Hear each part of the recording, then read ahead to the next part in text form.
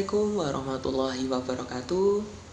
Perkenalkan, nama saya J. Aditya Wahyu Pratama, NIM T 2018-1126. Oke, di sini saya akan menjelaskan materi tentang menghayati kebenaran penurunan Al-Quran di kelas 10 SMA.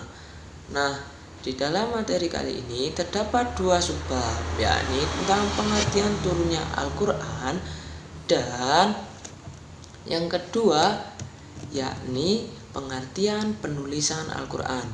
Nah, alangkah lebih baiknya sebelum kita memulai pembelajaran, marilah kita berdoa agar pembelajaran kali ini bisa berjalan dengan lancar dan ilmu bermanfaat fid dunya wal akhirah tentunya. Oke, silahkan diangkat tangannya. Marilah kita berdoa agar pembelajaran kali ini bermanfaat. Bismillahirrahmanirrahim. Raditu billahi rabba wa bil islami dina wa bi muhammadin nabiyyan wa rasula. Rabbi zidna ilma warzuqna fahma. Rabbi yassir wa la tu'assir. Rabbi tamnim bil khair. Nah, langsung saja masuk kepada materi yang pertama, yakni menghayati kebenaran Al-Quran. Apakah ada yang tahu apa itu Al-Quran? Nah, Al-Quran adalah sebuah kitab atau pedoman bagi umat muslim atau umat Islam. Karena kan Al-Quran adalah pelurus atau pemerbait dari kitab-kitab sebelumnya, dari kitab Taurat, Zabur, dan Injil. Nah, pengertian turunnya Al-Quran itu sendiri yakni penurunan Al-Quran diartikan sebagai pemberitahuan atau cara dan sarana yang digendaki oleh Allah Subhanahu wa Ta'ala sehingga dapat diketahui oleh malaikat serta Nabi Muhammad. Nah, sebelum diturunkan kepada Nabi Muhammad, Al-Quran tersebut diturunkan oleh Allah, itu diketahui oleh malaikat di Lauhul Mahfuz. Nah, setelah itu Nabi Muhammad SAW juga bisa mengetahui turunnya Al-Quran dalam hatinya yang suci. Nah, ada beberapa versi pengertian turunnya Al-Quran di sini. Ada beberapa ulama atau pendapat para ulama yang sering berbeda-beda. Nah, adapun kaifiyat ataupun keadaan turunnya Al-Quran berbeda pendapat antara satu ulama satu dengan ulama yang lain.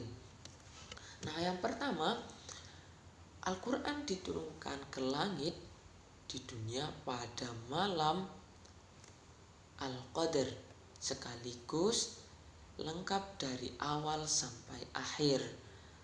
Nah, setelah itu diturunkan secara berangsur-angsur dalam tempo 20 tahun atau 23 tahun sampai 25 tahun berdasarkan perbedaan yang terjadi tentang berapa lama Nabi bermukim di Mekah Al-Mukarramah sampai diangkatnya Nabi Muhammad menjadi Rasul.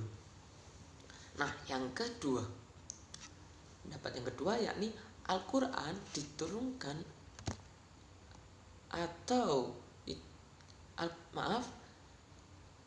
Al-Quran diturunkan sebanyak 20 kali di malam Lailatul Qadar dalam 20 tahun atau 23 kali Lailatul Qadar dalam 23 tahun sampai 25 kali Lailatul Qadar dalam 25 tahun. Nah, maksudnya di sini yaitu Al-Quran itu diturunkan secara berangsur-angsur, tidak serta-merta langsung banyak ayat dalam satu waktu, melainkan Al-Quran diturunkan secara berangsur-angsur dan bertahap. Yang ketiga, Al-Quran itu permulaannya diturunkan ialah di malam Lailatul Qadar, kemudian diturunkan setelah itu secara berangsur-angsur juga. Nah, yang selanjutnya yaitu adapun bahwa pendapat Al-Quran diturunkan 3 kali dalam 3 tingkat. Yang pertama diturunkan ke Lauhul Mahfuz, yang kedua diturunkan ke Baitul Izzah atau langit dunia, yang ketiga diturunkan berangsur-angsur ke dunia. Nah, maka dari itu prosesnya sangat lama, tidak serta-merta Al-Quran itu turun dalam 1 kali penurunan. Nah, selanjutnya ada pendapat ulama juga Al-Quran diturunkan itu dalam 22 hari, 2 bulan dan 22 tahun, yaitu mulai dari 17 Ramadan tahun 41 dari kelahiran Nabi Muhammad sampai 9 Zulhijjah Haji Wada tahun 63 kelahiran Nabi atau 10 Hijriah. Nah, bahwasanya dari situ disimpulkan bahwa banyak sekali pendapat-pendapat para ulama mengenai turunnya Al-Quran. Nah, adapun surah ataupun ayat yang pertama kali turun yakni surah Al-Alaq. Nah, itu pun juga diturunkannya pada saat Nabi berada di Gua Hira. Nah, lanjut ke materi selanjutnya yakni tentang pengertian penulisan Al-Quran. Penulisan Al-Quran adalah penulisan Al-Quran dari wahyu yang diterima oleh Nabi Muhammad SAW hingga selesai dikumpulkan dalam sebuah tulisan berupa mushaf. Pada zaman Khalifah Utsman bin Affan, penulisan pengumpulan Al-Quran melewati beberapa fase. Nah, yang pertama yakni pada fase zaman Nabi. Tahap pertama, Nabi Muhammad SAW, para sahabat membantu atau banyak berperan pada turunnya wahyu ini ataupun ayat-ayat Al-Quran ini karena masih terpisah-pisah.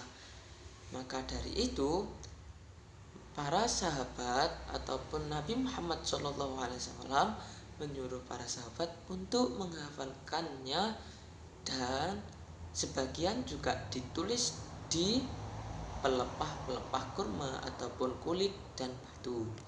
Nah, yang kedua pada zaman Abu Bakar ini banyak terjadi perang dan mengakibatkan banyak sahabat-sahabat yang ahli ataupun hafal Al-Quran itu yang gugur. Nah, maka dari itu Abu Bakar menyampaikan pendapat atau berpendapat untuk menulis dan mengumpulkan catatan-catatan Al-Quran yang masih terpisah-pisah. Nah, akan tetapi pada hal tersebut masih banyak penolakan karena ragu akan tercampurnya kepada hadis Nabi. Nah, akan tetapi setelah lambat dipikirkan, mushaf tersebut akhirnya dituliskan dalam satu mushaf.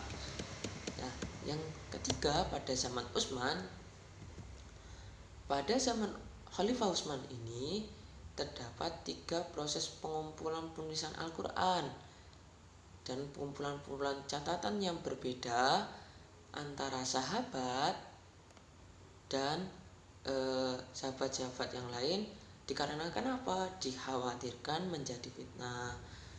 Nah, kemudian Utsman memerintahkan Zaid bin Sabit dan teman-temannya atau sahabat-sahabat yang lainnya untuk memperbanyak penulisan Al-Quran. Nah, Karena apa? Hal tersebut untuk mempermudah atau menyatukan seluruh umat Islam dalam berpatokan satu mushaf. Nah, selain itu ada tujuan yang lain dalam pembentukan satu mushaf di zaman Utsman bin Affan ini, yakni dalam pengumpulan Al-Quran dalam Khalifah Utsman radhiyallahu anhu mengumpulkan dan menuliskan Al-Quran dalam satu mushaf dengan satu dialek bacaan dan membawa kaum muslimin untuk bersatu dalam satu mushaf Al-Quran karena timbulnya pengaruh mengkhawatirkan kepada perbedaan dialek bacaan Al-Quran.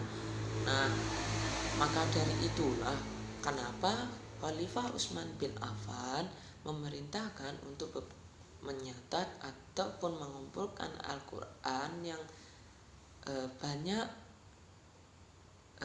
tercecer ataupun bukan tercecer ya, terpisah-pisah antara pelepah kurma, batu dan sebagainya dalam satu mushaf untuk lebih mudah, serta untuk itu tadi dijadikan pedoman kepada umat Islam agar tidak terjadi perbedaan-perbedaan. Nah, sekarang ini adalah mushaf yang kita pakai dalam sehari-hari, yaitu rata-rata yakni mushaf Utsmani, karena mudah dipelajari juga, karena juga banyak yang sama ataupun sanadnya tidak terputus dari Nabi Muhammad SAW. Nah, intinya dari pembelajaran ini, Al-Quran itu diturunkan ke langit dunia pada malam Lailatul Qadar, sekaligus lengkap dari awal sampai akhir, diturunkan secara berangsur-angsur, dan sesudah itu dalam tempo dalam 23 tahun sampai 25 tahun.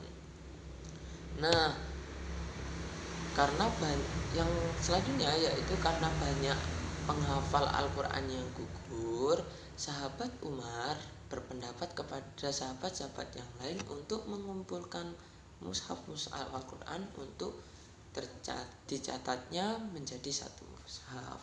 Mungkin itu saja yang dapat saya sampaikan. Bila mana ada kesalahan, mohon dimaafkan. Wallahul muwaffiq ila aqwamit thoriq. Assalamualaikum warahmatullahi wabarakatuh. Cikijus.